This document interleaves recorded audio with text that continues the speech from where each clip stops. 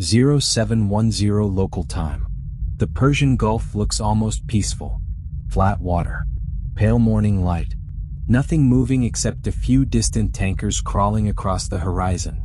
Then the deck of a U.S. destroyer jolts. A hatch on the forward Mk-41 vertical launch system slams open and a BGM-109 Tomahawk erupts out of the cell in a pillar of fire. For a split second the missile climbs straight up. Then the booster burns out. The rocket falls away and a small turbofan kicks in with a sharp mechanical whine. The missile tips forward and drops to about 50 feet above the water.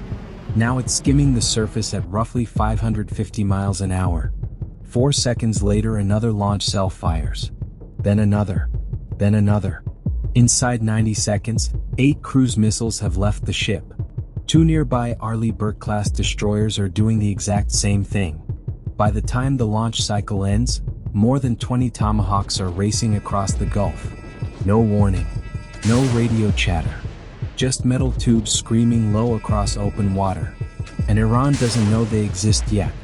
Cruise missiles like the Tomahawk survive because they stay low. Very low. Their radar altimeters constantly measure the distance to the surface so the missile can ride just above the terrain. To coastal radar stations, they barely appear until they're already close. And every missile takes a slightly different path. Some cut north. Some slide east. All of them threading through radar coverage gaps mapped months earlier. Flight time to the targets along Iran's southern coast. About 40 minutes. Which means somewhere along that coastline, an Iranian radar operator is sitting through what feels like an ordinary shift. Fluorescent lights. A quiet room. A glowing radar scope. He probably thinks the hardest part of the morning will be staying awake. What he doesn't know is that the strike didn't start with the missiles. It started hours earlier. Small drones crossed into Iranian airspace before sunrise. They weren't fast. They weren't impressive. Most of them looked like something built in a garage. But that was the point. On an Iranian Bavar 373 air defense battery, radar contacts begin appearing one by one. Tiny signals. Slow. Barely over 100 knots. Too small for jets. Too slow for cruise missiles. But they're moving inland. And the operator has no idea which ones are real threats. Some carry explosives. Some don't. Some are just bait. So he follows procedure. He fires. A Syed interceptor missile launches off the rail. That missile costs well over $1 million. It streaks upward and obliterates the drone in seconds. Problem solved. Except the drone did exactly what it was designed to do. Because every time that radar activates, every time the missile battery fires, it broadcasts its position. And somewhere hundreds of miles away, aircraft are quietly listening. Several F-35 Aegir stealth fighters are already in the air.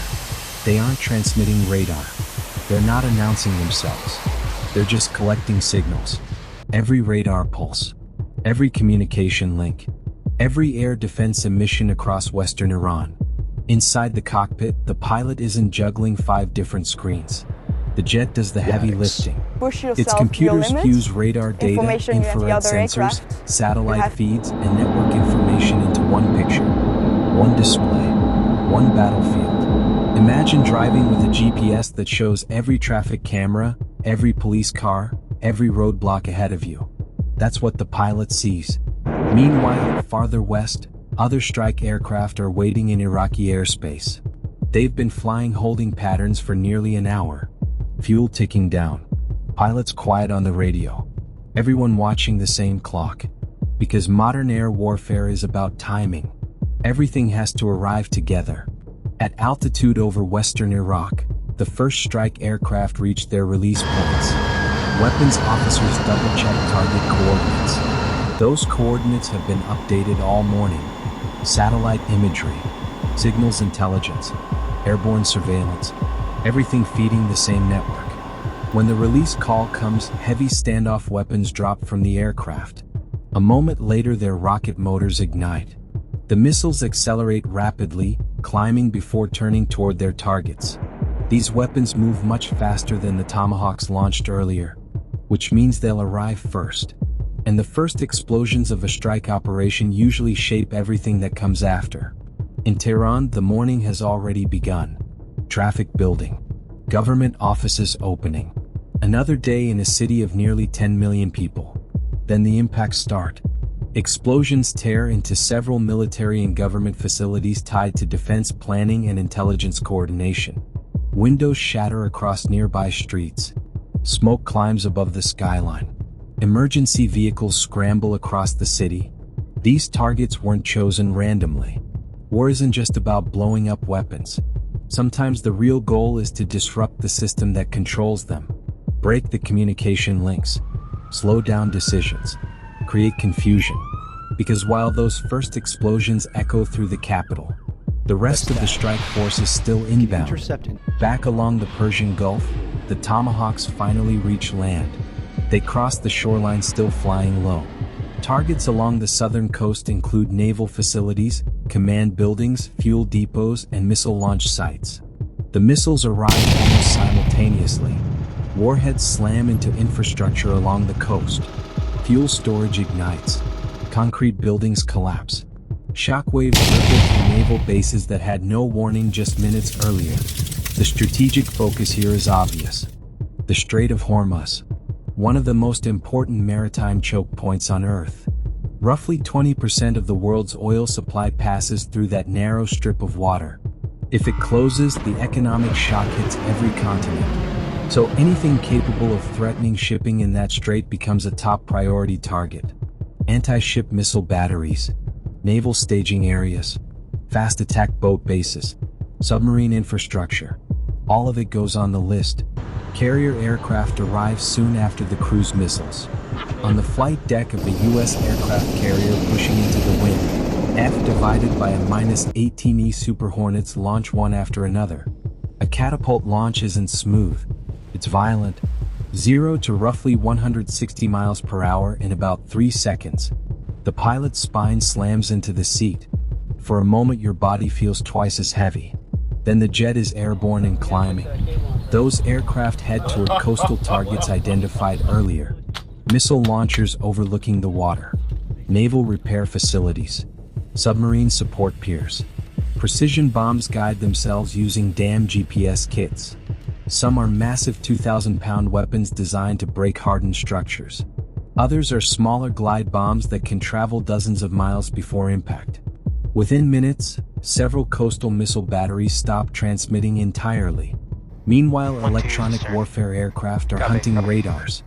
An E-18G Growler monitors the electromagnetic spectrum across western Iran. 4 hours, certain radar systems have been switching on only briefly, trying not to reveal themselves. Eventually one radar stays active just a little too long. That's the moment the Growler crew has been waiting for. Its jamming system floods the radar's frequency with electronic noise. At the same time, other aircraft record the radar's exact location. Moments later, an AGM-88 anti-radiation missile launches from a nearby strike jet. These missiles hunt radar signals. Even if the radar shuts down, the missile already knows where the transmitter sits. Less than 2 minutes later, another air defense site disappears. Once those defenses begin collapsing, additional aircraft push deeper. Among them are F-22 Raptors operating as airborne sensors. The Raptor's radar can detect extremely small signals over long distances, but the aircraft itself is extremely difficult to detect, which makes it ideal for mapping remaining air defenses. The Raptors collect signals from hidden radar systems and relay those positions to other strike aircraft. They rarely need to fire weapons. Their biggest contribution is information. Find the threat. Let someone else remove it. On the ground in western Iran, another hunt is underway. Strike aircraft and surveillance drones search for mobile ballistic missile launchers hidden in valleys and mountain roads. These launchers are designed to move constantly. Drive out of a tunnel. Prepare the missile. Launch. Then disappear again. Sometimes they're caught at exactly the wrong moment. Missile upright. Fuel lines connected. Crew clustered around the launcher. A precision glide bomb drops into the valley. Impact. The missile never leaves the ground. But not every launcher is found in time. Some missiles do get airborne. And that's the harsh reality of missile warfare. Even overwhelming air power can't stop every launch. As the operation expands, additional targets are struck across multiple provinces. Drone storage facilities, missile depots, production lines tied to unmanned aircraft, warehouses containing hundreds of one-way attack drones prepared for launch. These are the same drones that have appeared in conflicts across the region. Slow to hard to stop in large numbers. Destroying those stockpiles slows retaliation. Destroying the factories slows the next wave. At the same time, communications infrastructure begins failing across parts of the country. Network traffic drops sharply. Command centers struggle to coordinate units. And when communication breaks down during combat, confusion spreads quickly. But here's the thing about operations like this. Even when one side controls the air, the war isn't over. Air defenses adapt. Missile units relocate. Political pressure builds. And every strike triggers the next move. Because once the first missile launches, nobody really controls how the story ends. And somewhere tonight, in another command center, someone is already asking the next question. What happens when Iran answers back?